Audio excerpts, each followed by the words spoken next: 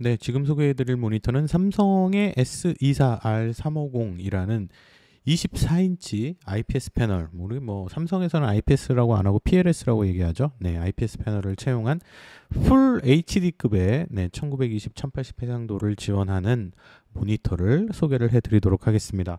제가 주로 이제 좀 대형 화면의 UHD급 모니터 또는 전문가용 모니터를 소개를 하다가 가장 저렴한 모니터 또는 가장 시장에서 많이 판매되고 있는 가장 인기를 얻고 있는 모니터는 화질 특성이 어떤지 좀 궁금해서 시장에서 판매되고 있는 모니터들 중에서 가장 저렴한 모델을 한번 구해 보았습니다. 물론 이것보다 더 저렴한 제품들도 있겠습니다만 글로벌 브랜드의 제품 중에서는 아마도 이 제품이 가장 저렴하지 않을까 싶어요. 제가 구매한 당시에 대략 한 15만원 정도면은 저렴하게 쿠폰 먹이면 한 14만원대에서도 구매가 가능한 제품이거든요. 글로벌 브랜드임에도 불구하고요. 엔트리급의 모니터를 구매하면 화질적인 부분은 좀 포기하는 측면이 강했습니다만 어느 정도나 화질이 나와주는지 좀 궁금했거든요. 자, S24R350 모니터 한번 같이 살펴보시도록 하겠습니다. 일단 OSD 메뉴 기본적으로 충실하게 아주 잘 재현해주고 있고, 네, 글로벌 브랜드답게 대기업 모니터답게 OSD 메뉴도 상당히 훌륭한 편이고요. 그리고 이제 삼성 모니터의 특징이죠. 그 조그 타입의 이렇게 버튼으로 손쉽게 여러분들이 OSD 메뉴를 조정하실 수 있다라는 장점을 가지고 있고, 디폴트 상태에서는 밝기가 100입니다. 디폴트 밝기 100인 상태에서 기본적인 화질 특성을 측정을 해보니까 흰색의 밝기는 대략 310 칸델라, 높게 나오죠. 310 칸델라. 그리고 검정색의 밝기는 0.29 칸델라. 그래서 명암비는 고정 명암비 기준으로 1061대 1 정도로, 네, 1100대 1 정도에 가까운 수준의 준수한 명암비를 잘 보여주었습니다. 괜찮았다라는 얘기죠. 제가 예전에 이제 어떤 다른 모니터들 이렇게 특히 좀 취급을 해보다 보면은 막 200칸델라 정도밖에 안 나오는 모니터들, 그런 모니터들은 여러분들이 명실 환경에서 사용하시기엔 조금 어둡죠. 근데 지금 이 모니터 같은 경우에는 그렇게 어둡진 않은, 그리고 여러분들이 충분히 명실에서도 사용하실 수 있을 만큼 밝은 밝기를 잘 재현해 내준다 라고 말씀을 드릴 수 있고요. 공장 출하 상태에서의 그 RGB 세팅 값이 살짝 좀 이상한 부분이 있습니다. 40대 초반에서 30대 후반 정도의 RGB 값이 기본값 세팅으로 되어 있는데요. 제가 요거를 이제 계측기 가지고 조정을 해서 가장 최적의 값은 레드 49, 그린 48, 블루 50으로 지정을 해 놓으시면은 잡색이 끼지 않고 컬러 시프트 없이 6500K에 가까운 뉴트럴한 색온도를 잘 여러분들이 만들어내실 수 있다. 그래서 델타 E는 0.6 정도의 6600K 정도로 제가 세팅을 해 보았습니다. 색온도 특성은 디폴트 상태에서도 6500K에 가깝게 나옵니다. 그래서 색온도도 아주 괜찮은 편이었다라고 말씀을 드릴 수가 있을 것 같아요. 그 다음에 이제 색역 특성 같은 경우에는 당연히 이제 엔트리급 모델이기 때문에 기대할 부분이 없겠습니다만, 그래도 sRGB 커버리지 기준으로 94% 정도, 그 다음에 볼륨 기준으로 102% 정도를 지원해주는 색역 그래프상에서 봤을 때도 sRGB 향으로 나온 모니터임을 확인을 할 수가 있었습니다. 그래서 무난하게 사용하시기에는 좋다 정도로 말씀을 드릴 텐데요. 이렇게 색역이 좀 제한이 있는 모니터들 같은 경우에 컬러 정확도에 있어서는 좀 한계를 가지게 됩니다. 그 부분은 조금 이따가 보여드리도록 할게요. 자, 톤 제한 특성 역시 아주 안정적이었습니다. 그래서 디폴트 상태에서 감마값이 대략 2.22 정도, 델타로는 3.38% 정도가 나오는 안정적인 톤 제한 특성을 잘 보여주고 있었다. 그리고 RGB가 틀어지거나 하는 거 없이 그냥 막 쓰시기에도 괜찮게 나왔다. 그 감마가 엉뚱하게 이상한 값으로 톤 제한 특성이 나오는 게 아니라 잘 세팅되어 있다 정도로 이해를 하시면 되지 않을까 싶고요. 컬러 정확도 아까 이제 색역 부분에서 잠깐 말씀드렸습니다만, 컬러 정확도를 좀 보시게 되면은요, 디폴트 상태에 아무것도 적용하지 않은 상태에서의 컬러 정확도를 보시면은, 일단은 그레이스케일 쪽 안부 부분의 섀도우 구간에서 보시면은 섀도우의 대략 한 30대 40대 영역의 컬러가 상대적으로 살짝 조금 더 어둡게 떨어진다. 뭐 그 정도. 그렇지만 이제 전반적으로는 괜찮죠. 전반적으로는 그레이스케일 표현에 있어서 무난한데 아주 섀도우 구간, 아주 어두운 구간에서는 약간 좀 어둡게 나온다. 뭐 그 정도의 특성인데 이건 뭐 무난합니다. 뭐 지금 델타에도 2.7 정도밖에 안 되니까요.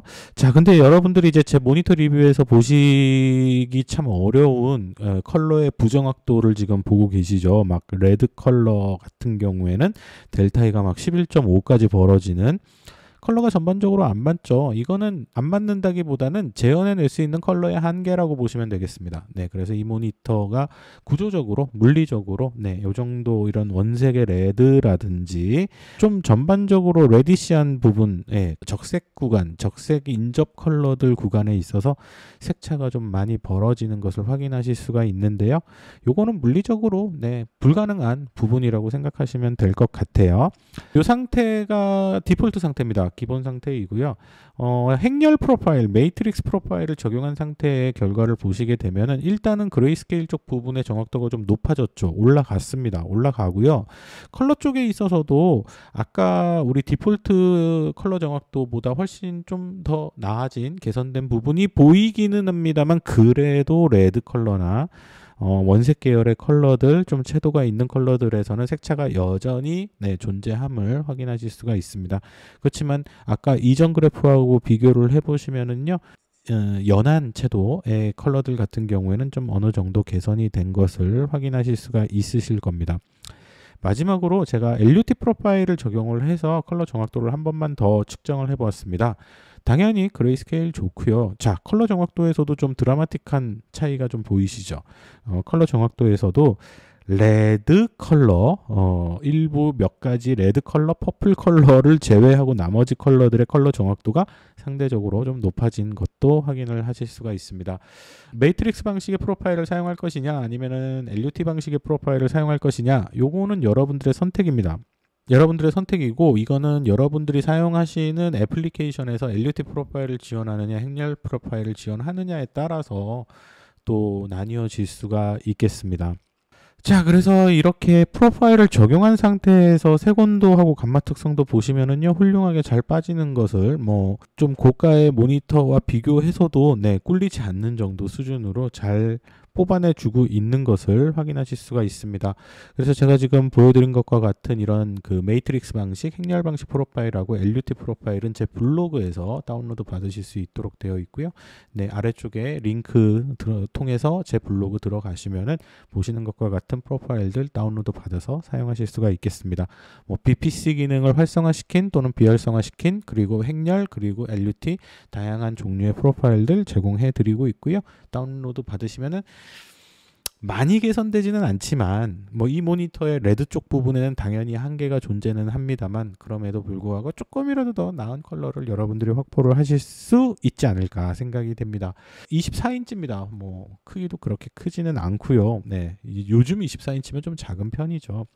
밝기 및 색상 균일도는 상당히 괜찮은 편이었습니다. 그냥 안정적인 수준을 보여주었는데 이 정도면 무난하죠. 네, 무난한 결과를 보여주었는데 화면의 왼쪽이 중앙부 대비해서 살짝 어둡습니다. 뭐 색차가 있는 건 아니고요. 컬러가 시프트가 되는 게 아니라 살짝 어두운 특성이 있는데, 사실 이게 뭐랄까요, 전반적으로 이 모니터의 특성이다라고 얘기는 못합니다. 왜냐하면은 LCD 패널의 제조 공정상 어떤 분들이 받으시는 모니터는 뭐 오른쪽이 그렇게 뭐 또 어두우실 수도 있고, 뭐 색상이 다르실 수도 있고, 균일도 문제라는 것은 사실은 모니터 패널에 따라 또 이렇게 천차만별이잖아요. 그래서 복걸복이라고 얘기를 하죠. 네, 제가 받은 이 뭐 샘플은 아니고 제가 직접 구매를 했으니까요. 네, 제가 받은 제품 같은 경우에는 왼쪽이 상대적으로 떨어지는데, 왼쪽이 밝기가 떨어지죠. 그런데 뭐 이 정도도 쓸만하다. 네, 무난하게 쓸 수 있지 않을까 생각이 됩니다. 그러면 결론으로 말씀을 좀 드리면은요, 일단은 화질은 되게 안정적이었습니다. 네, 당연히 IPS, 뭐 삼성에서 PLS라고 얘기하는 IPS급 광시야각 패널이 재현해 줄 수 있는 무난한 아주 안정적인 컬러 화질 특성을 좀 보여주었고, 비반사 화면입니다. 네, 비반사 화면이고 비반사도 상당히 뭐 괜찮고요. 그 다음에 받았을 때 일단 만족스러웠던 부분이, 일단 색온도 세팅이나 톤 제한 특성 부분에 있어서 세팅이 잘 된 채로 나와 있기 때문에 아주 좋았다라는 말씀을 드리고, 그다음에 뭐 일단은 이런 글로벌 브랜드 모니터 여러분들이 써보시면 아시겠지만 OSD 자체가 좋잖아요. 네, 그리고 이 조그 타입으로 이렇게 조절할 수 있는 게 상당히 편하더라고요. 네, 그런 부분에 있어서도 만족스러웠고, 밝기 부분에 있어서 그리고 명암비 부분에 있어서도 네, 괜찮았다. 300칸델라 정도 나왔죠. 그 다음에 색상 균일도나 밝기 균일도, 화면의 좌우 뭐 상하의 밝기나 그 색상의 차이도 괜찮았다, 무난했다. 엔트리급의 가장 저렴한 영가형 모델임에도 불구하고 퀄리티가 기본은 가주는구나 정도로 이해를 할 수가 있었고, 그 다음에 이제 디자인적인 측면에 있어서 제가 화질만 주로 말씀드리고 디자인은 말씀은 잘 안 드리는데 되게 만족스러웠어요. 네, 뭐 어쨌든 글로벌 브랜드이고 모니터 디자인은 뭐 15만 원짜리라고 하더라도 괜찮다. 딱 받으면은 그 디자인으로 인한 이 만족도 자체가 아주 괜찮았다라는 말씀을 드리고, 그다음에 제가 만나본 이 모니터들 중에서 우리가 흔히 베젤리스라고 하더라도 이 그 끝부분에 아주 약간의 뭐 5mm 정도의 이렇게 좀 그 패널에서 이렇게 남는 공간이 있잖아요. 네, 이렇게 이제 틈이 발생을 하는데, 제가 만나본 그 어떤 모니터보다도 이 부분이 그 지금 정말 베젤리스라고 이름 붙여도 괜찮을 정도로 되게 얇았습니다. 네, 사실 24인치라서 그런지 모르겠는데, 예, 되게 얇았습니다. 되게 얇았던 부분도 상당히 좀 마음에 들었고요. 뭐 단점이라고 하면은 네, 일단은 뭐 FHD라는 거, 해상도가 떨어진다라는 것이죠. 그래서 뭐 FHD도 만족스럽게 사용하실 수 있는 분들이라면은 뭐 얼마든지 괜찮겠습니다만, 예를 들면은 이제 뭐 맥북과 연결을 한다. 그러면은 사실 맥에서 레티나 디스플레이로 4K 이상의 화질로 뭐 예를 들면은 이제 우리 흔히 300ppi 이상의 그런 아주 고선명의 그런 화질로 화질에 눈에 익숙한 상태에서 이 1080p 네, FHD 화면을 보시게 되면 픽셀이 좀 튈 겁니다. 왜 이렇게 해상도가 낮지? 뭐 이런 느낌이 오시죠. 그래서 FHD가 무난한 환경이시라면은 뭐 전혀 상관이 없는데, 좀 고해상도가 필요하시다 그러면은 사실은 이제 QHD 내지는 UHD까지 올라가셔야 되겠죠. 뭐 근데 이거는 사용자에 따라서 다른 부분이고요. 포트는 D서브하고 HDMI밖에 지원을 안 합니다. 네, 그래서 이제 DP도 없고요.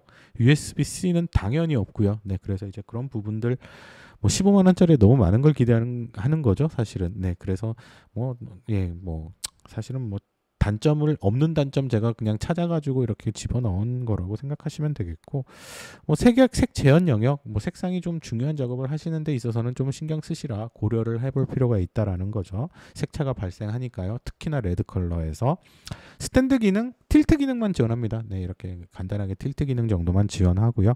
뭐 요즘에는 모니터만 많이들 사용을 하시니까요. 기본적인 스탠드만 제공하고 있는데, 특히나 이제 24인치이기 때문에 바닥에 붙어 있는 듯한 뭐 그런 느낌이 있으시죠. 거북목을 예방하시기 위해서라도 이런 식으로 지금 제가 설치한 마운트는 이제 카멜 마운트라는 곳에서 나오는 CA1 제품, 가장 저렴한 제품으로 알고 있습니다. 그래서 CA1을 바로 연결을 했습니다. 삼성 S24 R350 모니터는 이제 7.5cm 배사 마운트를 가지고 있기 때문에 여러분들이 지금 보시는 것과 같이 아주 간편하게 보시는 것과 같이 배사 마운트에 적용을 하실 수가 있으시고, 뭐 이런 용도로 이렇게 놓고 쓰시기에도 부담 없을 정도로 보시는 바와 같이 디자인 자체가 상당히 미려하게 훌륭하게 되어 있는 모니터라고 보시면 되겠습니다. 지금 이렇게 이제 마운트를 하시게 되면은 심지어 피벗 모드로도 간편하게 사용을 하실 수가 있으시잖아요. 네, 그래서 이런 용도로 세컨 모니터의 용도 또는 뭐 가정용, 사무용으로 쓰시면 좋지 않을까. 모니터 암과 함께 사용을 하시면은 더 훨씬 더 사용성을 더 높일 수 있지 않을까, 그런 생각이 듭니다. 사용 후기에 보면은 뭐 이런 얘기들도 많이 되어 있죠. 뭐 이 가격에 이 정도 퀄리티라니, 또는 뭐 엔터테인먼트를 즐기기에 최적, 역시 모니터 디자인은 삼성, 다 맞는 말인 것 같아요. 다 맞는 말인 것 같고요. 가정용으로 사용하시거나 또는 뭐 자녀들의 뭐 인강용으로 사용하시거나 또는 뭐 사무용으로 사용하시거나 하실 때는 괜찮다. 결점을 찾기가 힘들다. 네, 정도로 결론을 좀 내면 어떨까 싶습니다. 하지만 분명한 단점이 있죠. 해상도가 떨어지기 때문에, 그리고 컬러 정확도가 떨어지기 때문에 뭔가 전문적인 작업을 하시는 데 있어서는 뭐 사실은 좀 조심하셔야 되는 부분도 있겠죠. 네, 지금까지 삼성의 S24R350 모니터에 대해서 살펴보았습니다. 저는 만족스러웠습니다. 물론 제가 쓸 건 아니지만요.